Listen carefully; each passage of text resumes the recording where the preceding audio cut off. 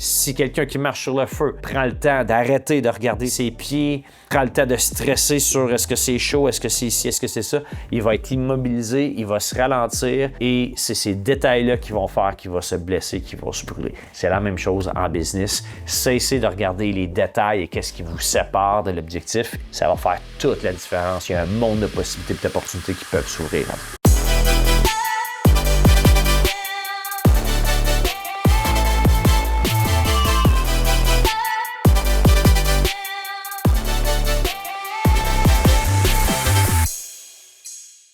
Bienvenue dans un autre épisode du Côté sombre des affaires. Mon nom, c'est Olivier Paré et je vous souhaite la bienvenue pour un autre épisode.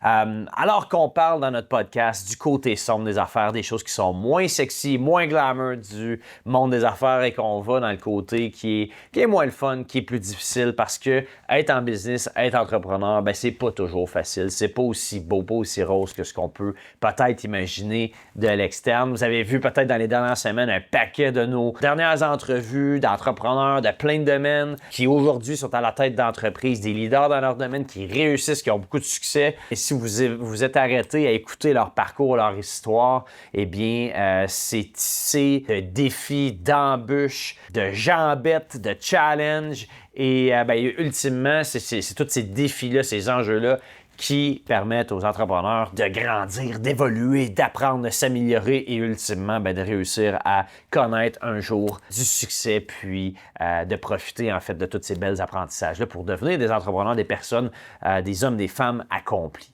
Aujourd'hui, on est en deux tournages de série. Donc, dans la prochaine semaine, on va tourner plusieurs épisodes à notre prochaine retraite du club privé Avego qui va avoir lieu dans le coin de Eastman. Et on attend des gens exceptionnels. On a créé une retraite, en fait, avec une thématique là, sur la santé, le bien-être. On a plein d'experts dans le domaine qui viennent parler à nos membres, en fait, de santé, de psychologie, de mindset et de longévité, etc.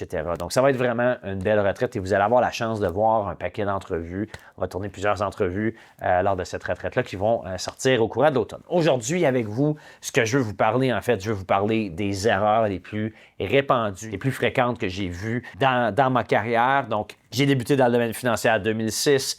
Ensuite, j'ai lancé mon entreprise, mon cabinet boutique en 2010. Ensuite de ça, Avego Academy est né quelques années plus tard. Là, on va bientôt fêter nos 9 ans. Au travers de ça, j'ai investi, j'ai acquis plusieurs actifs, plusieurs entreprises. J'ai été impliqué dans plein d'affaires et je pense que c'est mon apprentissage d'années d'échecs, de défis qui m'ont permis d'exploser puis d'avoir aujourd'hui d'être un homme d'affaires, un entrepreneur beaucoup plus complet, beaucoup plus équilibré parce que j'ai démarré avec peu de connaissances, très peu d'expérience, très peu de mentors autour de moi et j'ai été un petit peu comme bien les entrepreneurs à l'aveuglette en essai et erreur. Et les erreurs, ça coûte cher, ça prend du temps surtout et aujourd'hui, j'ai la chance d'avoir finalement connu une partie de succès puis avoir pu optimiser mon potentiel puis avoir appris en fait d'un paquet d'embûches et aujourd'hui d'être beaucoup plus groundé, beaucoup plus aligné vers qu'est-ce que je veux faire et où est-ce que je suis à mon meilleur et quoi ne pas faire surtout. Et c'est la même chose en fait que la plupart des entrepreneurs à succès qui m'entourent, qui ont eu des années plus difficiles, plus challengeantes. Et dans tous les cas, en fait, c'est que personnellement, j'ai vécu plein d'échecs, j'ai fait plein d'erreurs dans le passé qui me permettent aujourd'hui d'avoir un bagage à outils qui me permettent d'aller beaucoup plus facilement, beaucoup plus rapidement, lancer des projets et faire des partenariats et avancer avec toute confiance parce que j'ai passé par là. Et j'ai vu dans ma carrière, parce que dans le fond, je suis entouré d'entrepreneurs à succès, j'ai coaché, j'ai conseillé et j'ai eu la chance de côtoyer un paquet d'entrepreneurs, d'hommes d'affaires, de femmes d'affaires, d'investisseurs dans plein de domaines. Et je pense que il y a des dénominateurs communs, il y a des erreurs qui sont répandues, qui reviennent. Et aujourd'hui, c'est ça que je veux vous partager. Les erreurs que j'ai commises ou que j'ai vues être commises le plus fréquemment possible. Et commençons par la première. En fait, la première erreur que j'ai vue qui revient souvent, en fait, je l'ai faite tellement de fois et je vois tellement de gens, souvent soit des plus jeunes entrepreneurs, les grands entrepreneurs à succès, en fait, ont tous réussi à conquérir cette erreur-là et qui est de prendre des décisions en fonction de notre situation actuelle. Vous avez un projet, vous avez une idée, vous avez un investissement que vous voulez faire, vous avez une opportunité qui vous présente devant vous, vous avez des décisions à prendre. Hein? C'est ça le dénominateur commun d'un entrepreneur ou d'un entrepreneur, c'est qu'on se doit de prendre des décisions de façon proactive, de façon régulière. Et ces décisions-là doivent être prises rapidement en fonction de la data qu'on a. Mais la réalité, c'est qu'il y a beaucoup de gens qui se limitent à ne même pas penser se lancer dans un investissement, même pas penser se lancer dans un projet parce que leur situation actuelle ne leur permet pas. Mais la réalité, c'est que lorsque vous avez un objectif en tête puis que vous voulez faire une transaction, un deal, vous avez une belle opportunité, eh bien, il ne faut pas attendre d'avoir tous les éléments en main pour pouvoir faire ce move-là parce que les éléments, en fait, vont se mettre en place après que vous ayez pris cette décision-là. Si vous avez vu l'entrevue que j'ai eue avec Luc Poirier qui nous exprimait qu'à maintes reprises, il a fait des offres d'achat sur des deals qu'il trouvait, des opportunités qu'il trouvait, puis il n'y avait pas l'argent, il n'y avait pas les moyens de les acheter. Et pourquoi qu'il le faisait? Bien, c'est parce qu'intérieurement, il savait que c'était une belle opportunité. Mathématiquement, c'était clair que c'était une belle opportunité. Alors, j'ai souvent dit, tu sais, find a deal and money will follow, en voulant dire, si vous trouvez une occasion d'affaires, vous trouvez un deal, eh bien, même si vous n'avez pas les liquidités ou l'argent ou les ressources pour investir dans le projet ou dans l'investissement, eh bien, si vous avez vraiment quelque chose de bien entre les mains, tout ce qu'il vous faut, c'est d'avoir les bons contacts, les bonnes personnes et l'argent va suivre parce qu'il y aura toujours et il y a toujours de la liquidité, des investisseurs, des partenaires, des créanciers, des banques qui vont pouvoir financer l'acquisition d'opportunités dans le monde de l'investissement, dans le monde des affaires, lorsque c'est une réelle opportunité. Alors, je l'ai fait souvent de me bloquer puis de me dire « Ah non, j'ai pas les moyens » ou bien « Ah, je peux pas, j'ai pas les ressources » puis tout ça.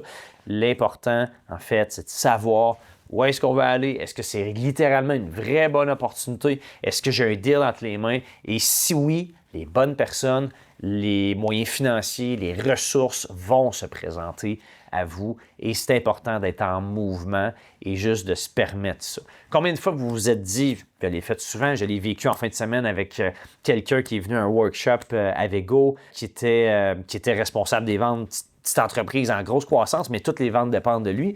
Puis, dans notre programme Propulsion, c'est un gars avec plein de potentiel. Puis, il nous expliquait qu'il voulait monter une équipe de vente. Il disait que, ouais, mais là, tu sais, je sais pas où trouver les vendeurs. Je sais pas trop par où commencer. J'ai reparlé lors d'un coaching qu'on avait cette semaine. Puis, il me disait, écoute, c'est fou. Il dit, je suis sorti de là, puis par pur hasard, j'ai reparlé avec une fille pour d'autres choses, qu'une fille que je connais, puis finalement, c'est une fille qui a toujours été dans le domaine de la vente, puis elle cherchait quelque chose. Je viens de l'engager, j'en ai un autre que je suis en train d'engager, puis finalement, ben, le gars qui est parti de « je veux monter une équipe de vente, mais je ne sais pas comment faire », a attiré à lui en quelques jours, littéralement 3 jours ouvrables plus tard, il y a 2 représentants, 2 vendeurs qui sont en train de travailler pour lui. C'est pas de la magie, c'est pas rien d'ésotérique, c'est juste que lorsqu'on se met en un défi, un objectif, lorsqu'on se met une cible, lorsqu'on a quelque chose qui nous drive, qu'on a de la passion et qu'on veut, eh bien, les bonnes personnes, les bonnes ressources, l'argent, les gens vont se présenter à nous. Donc, cessez de regarder qu'est-ce qui vous sépare de votre objectif, mais focussez votre intention, votre énergie, vos pensées sur l'objectif ultime. Et c'est d'ailleurs la façon de faire. Si vous avez déjà marché sur le feu, j'ai marché sur le feu plusieurs fois dans des séminaires aux États-Unis. Je l'ai fait une fois avec Tony Robbins. C'était une petite marche sur le feu. J'en ai fait une beaucoup plus longue, à 2 reprises, peut-être 30, 40 pieds là, de braise fumante. Et la seule façon de faire pour se rendre à l'autre bout, et ne pas se brûler parce qu'on est nu-pied sur de la braise qui est chaude, qui est là, qui est rouge, eh bien, comment qu'on peut faire? C'est de regarder l'objectif et de focusser sur l'objectif, de marcher d'un pas décidé vers le bout, en fait, vers la fin du feu et de ne pas regarder à l'arrière, de ne pas regarder à terre, de ne pas regarder les distractions, de juste focusser sur l'objectif avec confiance et marcher d'un pas décidé. Si quelqu'un qui marche sur le feu prend le temps d'arrêter de regarder ses pieds, prend le temps de stresser sur est-ce que c'est chaud, est-ce que c'est ci, est-ce que c'est ça, il va être immobilisé, il va se ralentir et c'est ces détails-là qui vont faire qu'il va se blesser, qu'il va se brûler. C'est la même chose en business. Cessez de regarder les détails et qu'est-ce qui vous sépare de l'objectif et ça va faire toute la différence. Il y a un monde de possibilités et d'opportunités qui peuvent s'ouvrir à vous. Deuxième erreur que j'ai fait à maintes reprises et qu'il y a plein de monde qui ont fait, c'est quoi? C'est d'embaucher trop vite et de conserver ou de congédier les gens trop tard. Donc, quand je dis embaucher trop vite, il y a deux volets à ça. Ça veut dire quoi? Ça veut dire, dans une business, la capacité à l'entrepreneur de choisir le bon moment pour engager les personnes, les ressources, c'est super important. Donc, parfois, on va engager trop tôt. Et là, ça fait en sorte que ça va amener des enjeux de cash flow ou bien les procédures ne sont pas prêtes pour accueillir les employés, ça ne sera pas efficace, etc., etc. Mais ça peut aussi être, quand on dit embaucher trop tôt, d'embaucher trop vite, de ne pas prendre le temps de faire un bon processus de sélection, de vérifier les références, de faire un due diligence, de valider est-ce que ce qui m'a été dit dans le processus était vrai ou c'était toute de la foutaise. Donc, d'embaucher trop vite ou trop tôt, c'est un des éléments. Donc, il faut avoir une capacité à prendre le temps de faire un bon processus d'embauche, évidemment, mais aussi d'embaucher au bon timing. Normalement, quand on embauche une ressource, c'est parce qu'on est rendu là. Fait qu'il ne faut pas le faire trop tôt, puis en même temps, il ne faut pas le faire trop tard. Donc, il y a une question d'intuition là-dedans, il y a une question de connaître ses datas, de savoir où est-ce que le business va pour engager la personne au bon moment dans l'entreprise. Et l'autre côté, congédier trop tard, je l'ai fait à maintes reprises. Je suis sûr que vous l'avez fait aussi. J'ai vu plein de monde le faire où on donne des chances. On cherche des A-players, des top performants. On a un B-player, on se dit « Ouais, mais il n'est pas si pire. Ah, mais il va peut-être s'améliorer. Ouais, mais il a une belle expérience. Ouais, mais il fait ça. » Ou bien « Ah, mais là, il est impliqué dans ce processus-là. Si je l'enlève de là, ça va retomber sur mes épaules. Il va falloir que je le déplace à quelqu'un d'autre. » Puis là, on reporte des décisions, Et le fait de reporter ces décisions-là a un impact directement dans la productivité de l'entreprise, dans la rentabilité de l'entreprise, mais aussi un impact sur tout le beau potentiel que votre business a là.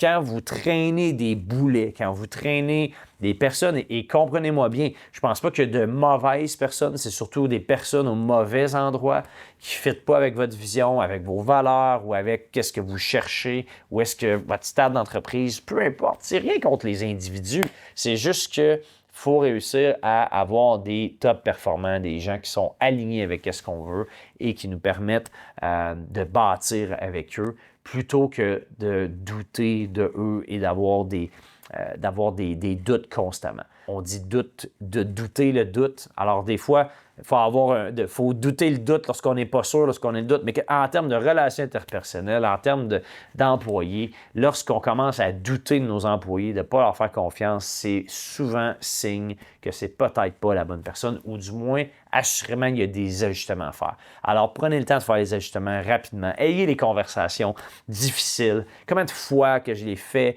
Combien de fois qu'on évite des conversations difficiles, on reporte à plus tard, on attend, puis finalement, ça s'étire. Et comme on dit, tout ce qui s'étire se salit. Bref, tout ce qu'on ne s'occupe pas, s'améliorera pas. En fait, va rempirer au fil du temps. Donc, très, très important d'embaucher au bon timing et de congédier au bon timing, de ne pas étirer la sauce inutilement. Troisième point, une des erreurs majeures dans les business qui causent des faillites, qui causent des enjeux, des mises à pied, la gestion du cash flow. La gestion du cash flow, c'est primordial. C'est le nerf de la guerre dans toute entreprise. Il y a bien du monde qui met ça de côté, qui vont s'occuper de plein d'affaires. Mais la priorité, du moins, si ce n'est pas la priorité numéro 1, c'est une des top priorités dans une entreprise. Parce que, comme j'aime bien dire, si les ventes sont pas au rendez-vous, le cash flow n'est pas là, tu as beau avoir la meilleure culture d'entreprise, les meilleurs employés, je veux dire, il y a des gens qui peuvent perdre leur emploi. Alors, le nerf de la guerre, c'est comme avoir une voiture. Si tu n'as pas d'essence, tu ne pourras pas rouler. Ou si tu es en Tesla, ça te prend une batterie. Si tu n'as plus d'énergie, tu n'as plus d'essence dans ta voiture, tu ne peux pas avancer, tu vas staller. Mais c'est la même affaire pour une business. Pour avoir vécu plein de problèmes de cash flow et de liquidité dans ma carrière comme entrepreneur, je sais ce que c'est. C'est difficile, c'est challengeant, ça ronge à l'intérieur parce que quand le cash flow n'est pas là puis qu'on se demande comment on va payer nos employés, comment on va payer notre loyer, bien, c'est pas une énergie qui est le fun. Alors, de gérer le cash flow de façon, il y a plein de façons de le faire, mais de façon à ce que vous savez, que vous êtes correct pour honorer vos engagements, que tout le monde va être payé en temps, que vous êtes all set, que vous avez le fonds de roulement aussi pour pallier à tous les petits imprévus qui peuvent arriver. Si vous êtes dans une courbe où ce que vous voyez que, en fait, vous devez toujours savoir sur quelques semaines, quelques mois, est-ce que vous anticipez un manque de cash flow, un excellent de cash flow. Et donc, si vous êtes au mois d'octobre et vous le savez qu'en décembre, janvier, il va y avoir une baisse dans vos ventes, eh bien, vous devez déjà commencer à préparer et calculer c'est quoi le fonds de roulement que vous devriez avoir. Est-ce que je devrais aller chercher du crédit, avoir une marge de crédit? Qu'est-ce que je dois faire? Je dois-tu couper les dépenses, etc., etc. Et l'erreur qu'on fait bien souvent, c'est que lorsque ça va bien, on en profite, on dépense au lieu de garder de la liquidité, d'avoir un plus gros fonds de roulement pour les semaines, les mois ou les trimestres qui peuvent être un peu plus difficiles. Donc, la gestion du cash flow, d'avoir un œil tout le temps sur les intrants, les sortants, donc de connaître tout le temps, avoir une idée de qu'est-ce qui s'en vient, qu'est-ce qui sort, les besoins de financement et de s'assurer que l'entreprise, elle est saine financièrement. Si l'entreprise est saine financièrement, beaucoup plus facile de gérer de façon proactive, de façon efficace, puis avoir une belle réussite puis une belle croissance. Quatrième point, quatrième erreur que j'ai faite à tour de bras et que peut-être que vous l'avez fait aussi, c'est d'avoir un entourage qui ne supporte pas la vision et l'ambition que vous avez. Donc, si vous écoutez ce podcast-là, vous avez sans doute énormément d'ambition, vous voulez croître, vous voulez vous améliorer, vous voulez grandir. Eh bien, pour y arriver, vous devez avoir un entourage qui favorise votre vision, qui vous encourage. Je me rappelle dans ma carrière en service financier, il y a eu un moment où j'ai débuté ma carrière pendant, je pense, 4 ans auprès d'une compagnie d'assurance. J'étais travailleur autonome, puis c'était une culture d'entreprise qui était vraiment de la merde. C'était vraiment pas le fun. Je n'aimerais pas la compagnie d'assurance, mais c'était très axé sur les ventes, les commissions, les assurances. Les besoins des clients, c'était secondaire. C'était, as-tu fait tes chiffres? Ça prend tant de ventes. Puis c'est une compagnie qui est publique, puis ça part d'en haut, le président, les vice-présidents, les directeurs régionaux, les directeurs. Puis ça finissait que c'était très lourd, c'était pas le fun. Il y avait plus ou moins une belle vision, une belle culture dans cette entreprise-là. Et puis, quand j'ai parti de ce business-là, je suis allé à mon compte, puis j'ai été seul à mon compte pendant peut-être 1 an ou 2. Puis à un moment donné, j'ai une firme de courtage qui est venue me recruter. Et pour la première fois de ma vie dans le domaine financier, j'avais quelqu'un qui croyait, mais vraiment en moi. Dès qu'on s'est rencontrés, il m'a fait croire en moi. Il a fait en sorte que je réalise que je faisais partie de la relève dans le domaine des finances, que j'étais quelqu'un avec un fort potentiel, qui me manquait juste comme une coupe d'outils, une coupe de mentors, un peu de formation pour peaufiner certaines expériences que j'avais moins à l'époque. Et le fait que cette personne-là a cru en moi a changé absolument tout dans ma carrière au niveau des services financiers. C'est à partir de là que j'ai migré ma pratique vers le corpo. C'est à partir de là que j'ai été chercher des très gros comptes, des très gros clients et j'ai réussi à exceller puis de rapidement tomber dans le top 10 de ce bureau de courtage-là qui était l'un des meilleurs au Québec. Alors, et je dirais que oui, c'est le résultat d'efforts, de discipline, de persévérance, de beaucoup de travail, c'est clair, mais tout ça est un peu une conséquence, je crois, qu'il y a quelqu'un qui m'a donné ma chance, il y a quelqu'un qui m'a fait confiance, il y a quelqu'un qui m'a encouragé, puis il y a quelqu'un que je chantais vraiment qui était comme... Tu sais, OK, t'es là, Ali, mais moi, je te vois déjà là, je sais que t'es capable d'aller là. Fait que juste le fait de croire à ça, ça a fait toute la différence. Mais c'est la même chose pour n'importe quoi.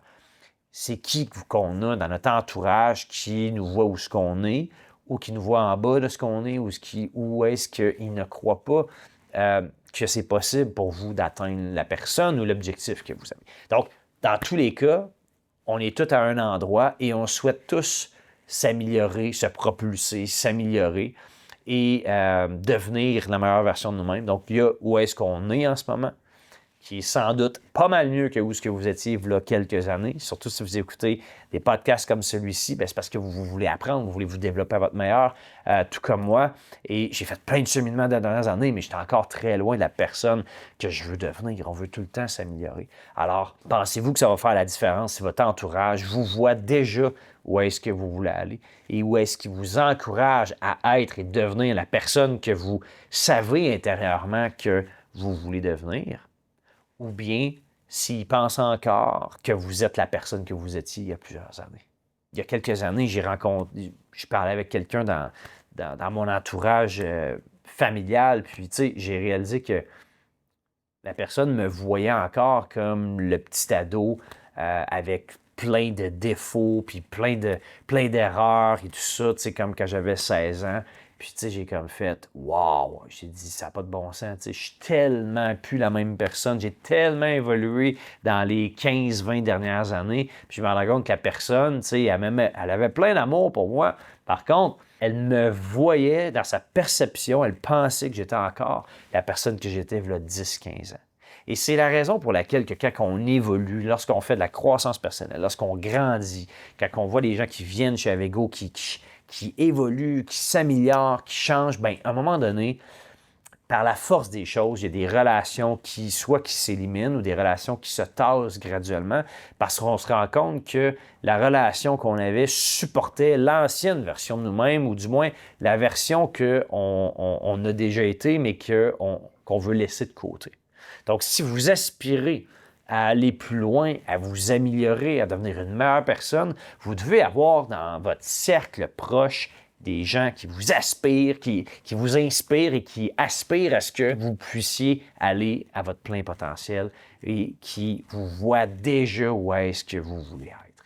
Le fait d'avoir du monde qui croit en vous puis qui voit cette possibilité-là et qui croit en vous, ça va changer toute la différence, ça va vous permettre d'évoluer tellement plus rapidement. Autre point super important, erreur que j'ai faite et qui m'a coûté très, très cher dans le passé, c'est de garder des entourages qui ne sont pas les bons entourages trop longtemps autour de nous. Tantôt, on parlait des ressources humaines dans une entreprise. Il faut être capable de couper et de congédier et de mettre à pied les personnes lorsqu'on voit que ce n'est pas les bonnes personnes pour l'entreprise, etc. Il faut prendre cette décision-là. C'est jamais des décisions qui sont le fun, mais malheureusement, il faut le faire quand c'est le temps. C'est la même chose dans notre vie personnelle. Que ce soit des partners, que ce soit des conjoints-conjointes, que ce soit des amis, que ce soit de la famille, des gens dans notre cercle, trop souvent, on garde des personnes qui supportent l'ancienne version de nous-mêmes et qui nous tirent vers le bas.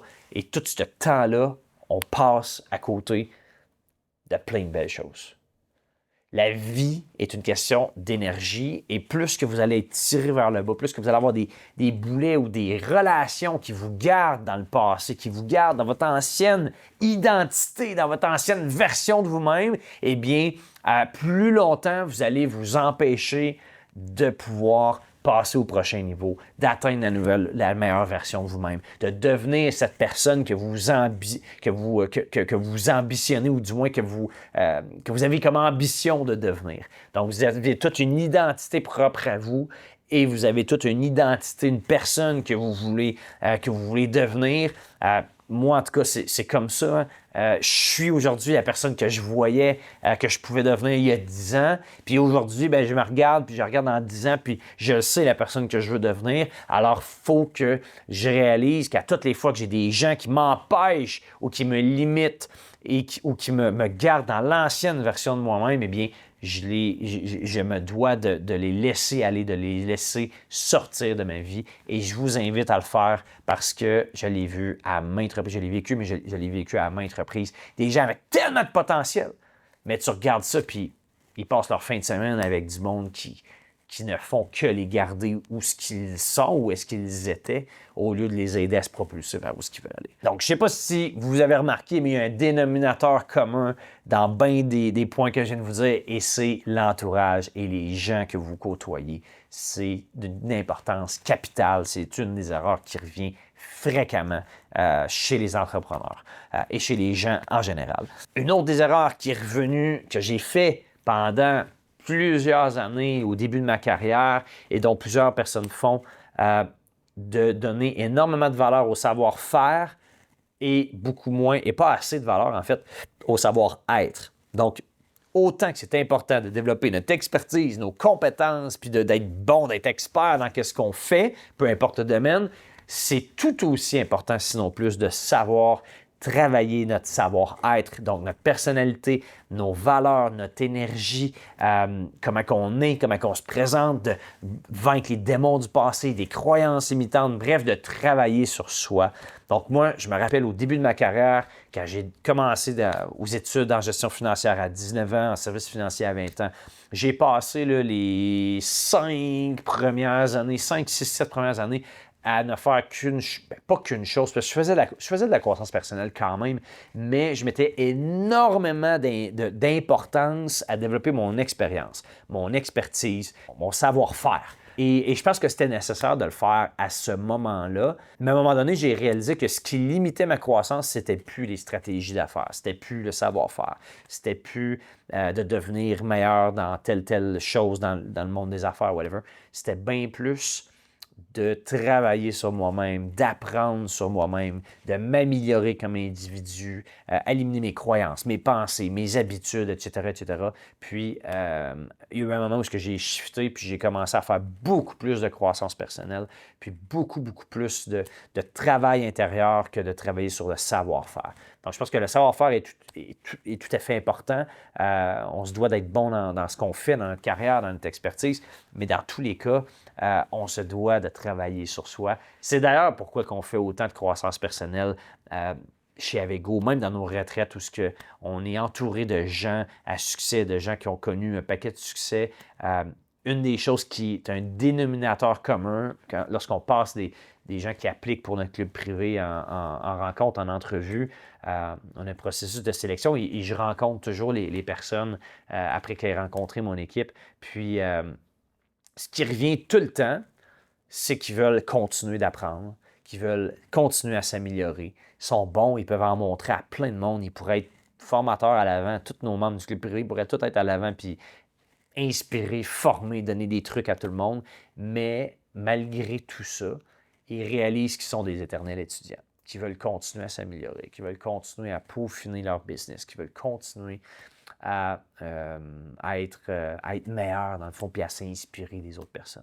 Puis de l'autre côté, des fois, on rencontre du monde. Là, moi, je vous parle des entrepreneurs qui roulent à 20 millions, 50 millions, 70 millions de chiffre d'affaires par année, qui ont une belle structure, une belle expérience, mais ce sont des éternels étudiants. Ils veulent s'améliorer comme individus, ils veulent s'améliorer comme entrepreneurs. Puis d'autres fois, on rencontre d'autres entrepreneurs, ça roule à un employé et quart, ça fait 5 ans qu'ils sont en business, ça gagne 300 000 par année, 500 000 par année, puis eux autres, ils connaissent tout, ils n'ont pas besoin de formation, ils n'ont pas besoin de tout ça. Eux autres, ce qu'ils veulent, c'est faire du networking, c'est faire du réseautage. Donc, je n'ai pas besoin de vous dire que ce n'est pas le genre de clientèle qu'on cherche parce qu'il y a un beau dénominateur commun avec les gens qui réussissent, c'est qu'ils veulent constamment travailler sur eux, se développer, puis continuer à s'améliorer d'un point de vue professionnel, mais aussi personnel.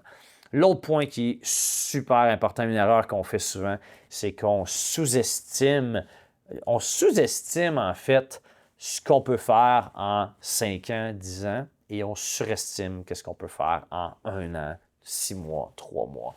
Je suis sûr que vous l'avez déjà vécu, on se met des objectifs au début de l'année, puis on arrive à la fin de l'année, on est comme fait « Oh my God, j'ai donc bien passé à côté, puis ça marche donc bien pas. » Et la réalité, puis j'ai souvent entendu cette citation-là, je suis sûr que vous l'avez déjà entendu, tu sais, qu'on surestime ce qu'on fait en quelques mois ou en 1 an, mais on sous-estime ce qu'on peut faire à long terme. Puis aujourd'hui, je le réalise. Je réalise que la vision que j'avais il y a 10 ans, de où ce que je voulais être, je l'ai complètement explosé, là, je l'ai dépassé.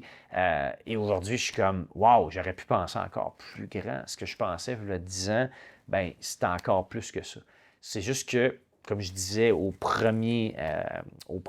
la première erreur un peu plus tôt, c'est que je réfléchissais à qu'est-ce que je dois faire pour arriver à ça. Et logiquement, quand je me fixais un objectif sur 10 ans, eh bien, je regardais un peu les étapes, j'étais comme, bon, ben là, voici c'est quoi que je peux faire, ce que je pense qu'il est possible de faire.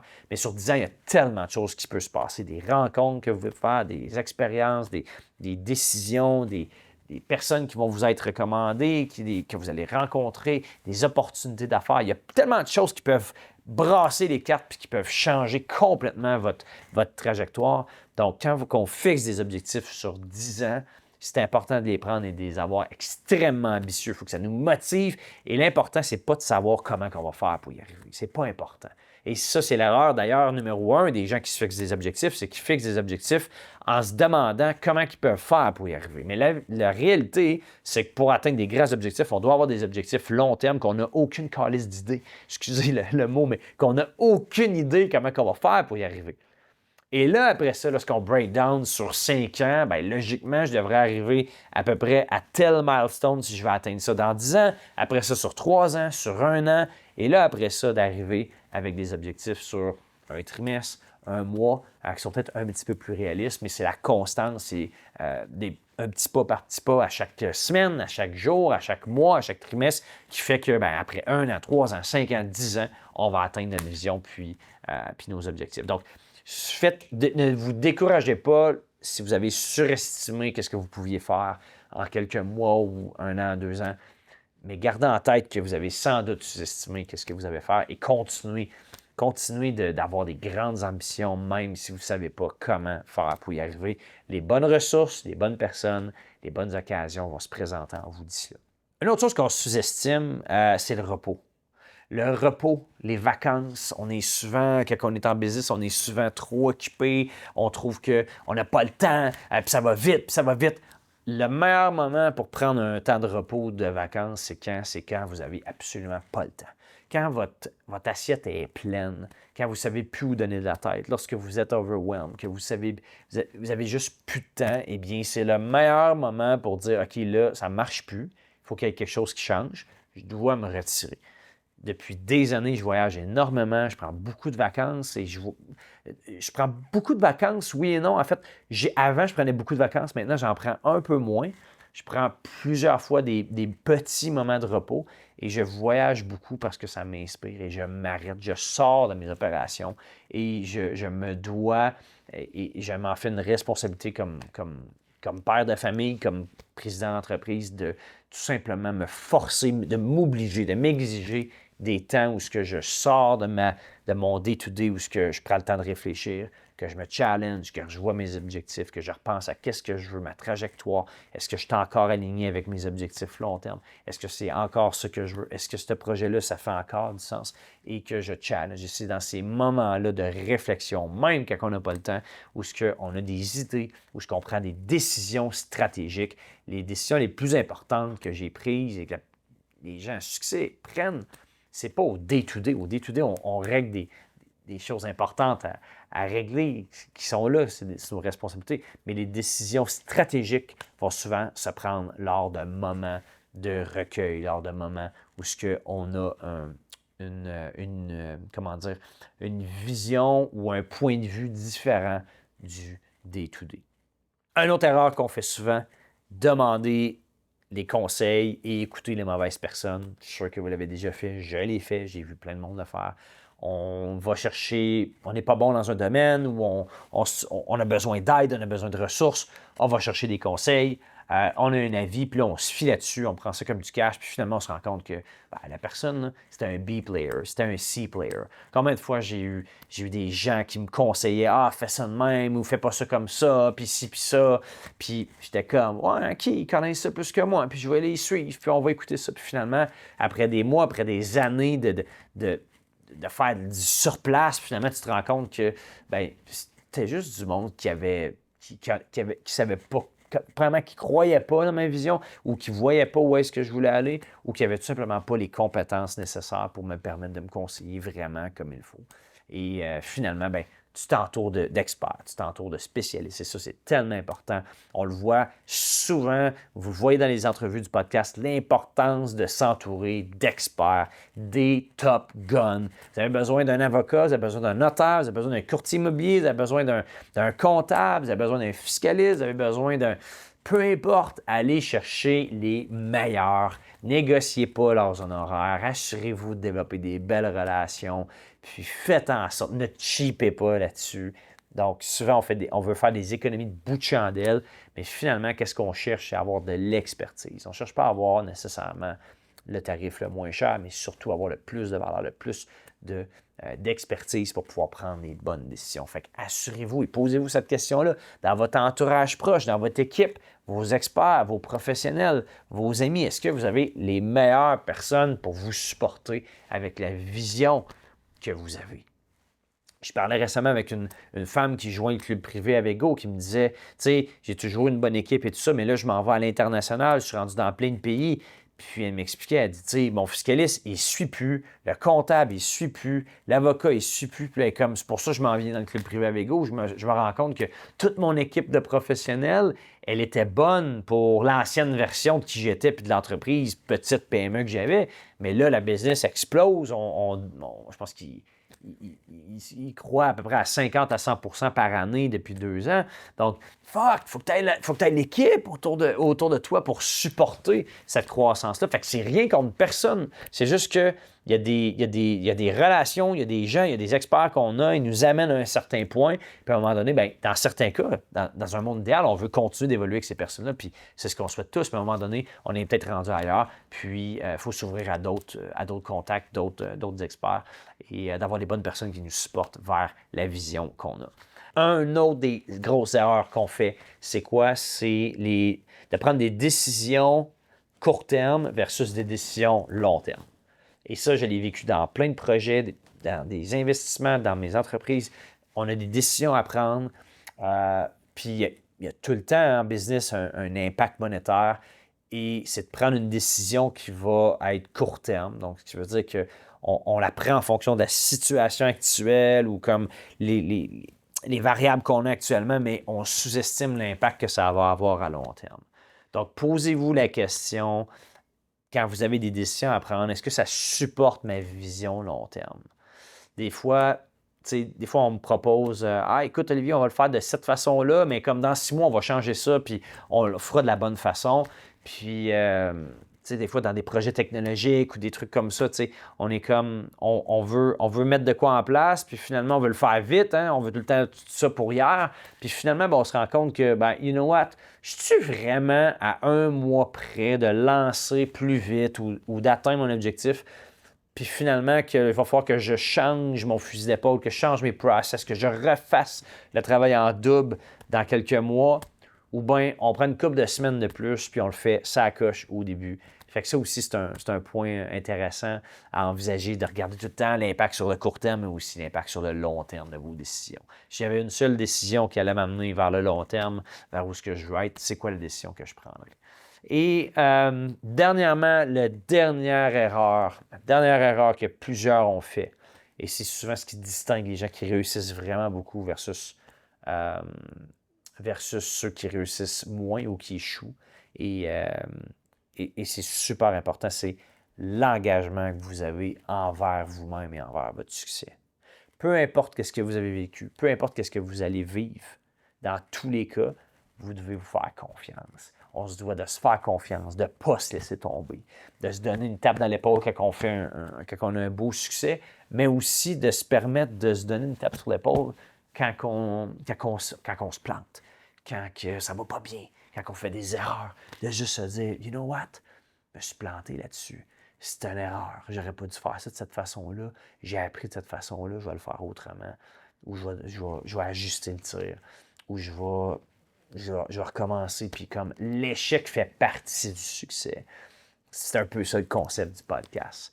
Donc, peu importe ce que vous vivez, peu importe les échecs que vous avez, c'est pas ça qui est important. L'important, c'est de croire en vous, de ne pas abandonner, de ne pas vous lâcher et d'être engagé envers vous. Chez Avego, les seules fois où on a eu des insatisfactions, je parle d'Avego Academy, c'est des clients qui ont demandé des remboursements ou des remboursements, puis la plupart du temps, quand ils demandent des remboursements, pas la plupart du temps, en fait, à tous les fois, quand ça arrive, c'est qu'ils n'ont pas pris le temps de faire ce qu'ils étaient supposés faire.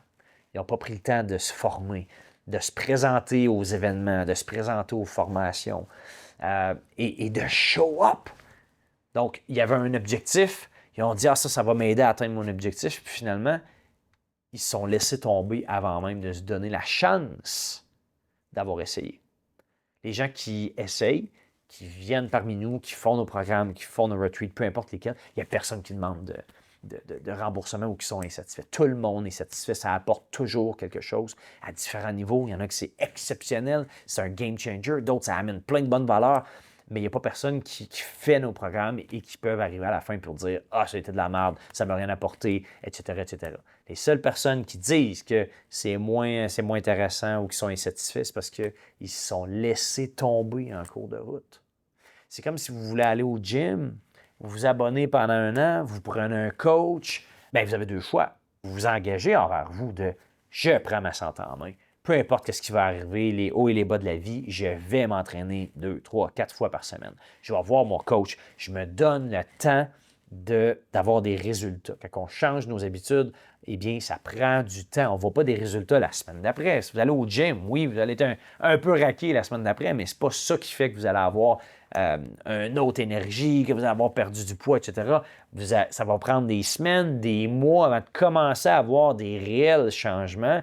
Et avec la constance, eh bien là, vous allez avoir vraiment une transformation dans votre santé, dans votre bien-être, etc.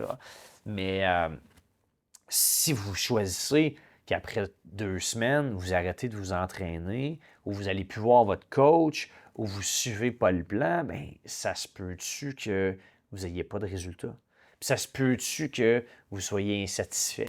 Puis ça se peut-tu que vous trouviez des excuses pour dire « Ouais, tu sais, le gym n'est pas si propre. Ouais, il y a trop de monde. Ouais, toutes les fois que j'y vais, les douches sont prises. » Tu sais, comme le cerveau va naturellement chercher des excuses pour vous, pour vous donner raison, en fait. Pour vous donner raison. Mais à la base, vous aviez un objectif qui était de prendre soin de vous, prendre soin de votre santé, de reprendre le contrôle de votre vie, de votre santé pour atteindre vos objectifs. Et si vous vous êtes laissé tomber, ce n'est pas de la faute du coach, ce n'est pas de la faute du gym, ce n'est pas de la faute de la salle de bain. Bref, l'important dans tout ça, puis on vit tous des hauts et des bas, on vit tous des changements de transition, des problèmes, on vit des choses, puis c'est correct, mais permettez-vous d'être engagé envers vous-même. Permettez-vous d'être engagé dans votre succès. Permettez-vous de vous donner la chance d'avoir du changement. Prenez moins d'engagement à 100 %. Au lieu de prendre plein d'engagements, de ne pas manquer votre parole, de ne pas suivre vos engagements, puis une fois sur 2, pas faire ce que vous avez dit que vous alliez faire. Pourquoi pas prendre juste moins d'engagement? Pourquoi pas dire non plus souvent? Dire oui beaucoup moins souvent, mais faire ce que vous dites. L'impact d'avoir une parole envers vous-même a un impact direct avec votre estime de vous, comment vous allez vous sentir et qu'est-ce que ça va attirer. Parce que quand vous avez une parole envers vous, vous êtes engagé envers vous, ça se ressent, les gens le voient. Puis vous allez attirer à vous des opportunités, des rencontres, des gens, des personnes qui ont cette même énergie-là. Puis maudit que c'est le fun de dealer, d'avoir des relations avec des gens de parole, des gens engagés, parce que vous allez savoir que ces personnes-là, s'ils sont engagés envers elles, ils vont sans doute être engagés envers vous puis respecter leur parole. Parce qu'ultimement, la parole, l'engagement et de respecter, dans le fond, ces engagements a un impact direct sur nos relations et notre succès. Alors, la première personne à honorer, la première personne à prendre soin, la première personne à respecter, c'est vous-même et ça va avoir un impact cumulé sur tout le reste, sur toutes vos autres relations, puis sur votre état d'esprit et vos résultats. Alors, j'espère que ça vous a aidé. Il y a plein d'autres échecs, plein d'autres erreurs qu'il y a plein d'entrepreneurs qui ont faites. J'en ai fait plein d'autres. Je suis curieux de connaître les vôtres. C'est ça avec Go, hein, c'est un brainstorm collectif. On a tellement de richesses collectives, tellement de gens dans plein de domaines, dans plein d'industries. À toutes les fois qu'on fait des événements, c'est trippant. On a du monde dans plein de domaines, plein de parcours différents. Tout le monde a comme des idées, des expériences. Alors, je suis curieux, je vous lance l'invitation. Partagez-nous sur YouTube, dans les commentaires. Donc, allez sur notre chaîne YouTube. Si vous avez écouté le podcast sur Spotify ou sur Apple ou ailleurs, allez sur YouTube et allez commenter et partagez-nous les erreurs que vous avez faites. Partagez-nous les erreurs que vous avez faites dans le passé et qui, aujourd'hui, vous ont permis d'apprendre, de tirer des leçons. Et partagez-nous votre parcours, votre expérience pour que les autres personnes qui voient votre commentaire puissent aussi apprendre de vos erreurs, apprendre de vous. J'espère que vous avez apprécié cette entrevue-là.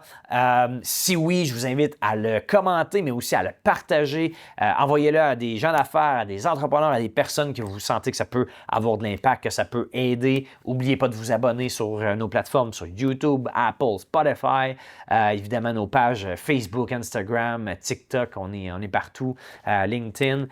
Et c'est un rendez-vous dans 2 semaines. Dans 2 semaines, on a une autre série d'entrevues qui vont sortir exceptionnelles avec notre retraite à Eastman. Et par la suite, on va vous amener au Costa Rica lors de notre retraite chez Georges Karam, où on va avoir aussi d'autres épisodes qui vont être tournés. Alors, une grosse automne chez Avego. Assurez-vous de nous suivre pour rien manquer. On a toutes que des entrevues qui s'en viennent. Alors, mon nom est Olivier Paré et je vous remercie pour votre temps. Et c'est à bientôt dans un prochain épisode du Côté sombre des affaires.